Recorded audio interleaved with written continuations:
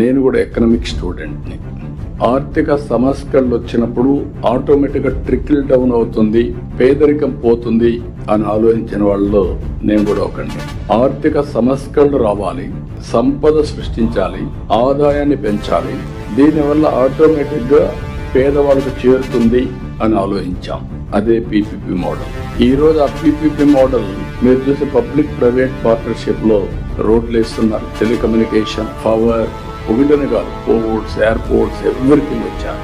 దీనివల్ల సంపద సృష్టించబడింది, ఆదాయం పెరిగింది గవర్నమెంట్ కి, డెవలపర్స్ కి కూడా ఆదాయాలు పెరిగాయి, సంపద పెరిగింది. కానీ పేదవాడు రిలేటివ్ గా పేదవాడయ్యాడు, ఇంకా ఆర్థిక అసమానతలు పెరిగిపోతున్నాయి. Is it not our responsibility through welfare and also P4? అందులో నుంచి పుట్టింది పబ్లిక్ ప్రైవేట్ పీపుల్స్ పార్ట్నర్షిప్. ఎవరైతే సమాజం వల్ల పైకొచ్చిన వ్యక్తి తిరిగి సమాజానికి ఇచ్చే బాధ్యత కూడా తీసుకోవాలనే ఉద్దేశంతోనే ఈ రోజు మీరున్నారు కలెక్టర్. మీరందరూ ఎట్లా కలెక్టర్స్ అయ్యారు? That is only tax payers money. నేను చదువుకున్నది ఎక్కడ చదువుకున్నాను? Government school. గవర్నమెంట్ స్కూల్ టీచర్కి ఎవరు జీతం ఇచ్చారు? Tax payers money. ఆ డబ్బులతో చదువుకొని మనం పైకొచ్చాం. పైకొచ్చిన తర్వాత మనతో సమానంగా పైకి రాలేని వారికి మనం కూడా అండగా ఉండాలనేది కాన్సెప్ట్. అందుకే P4 తీసుకొచ్చాం.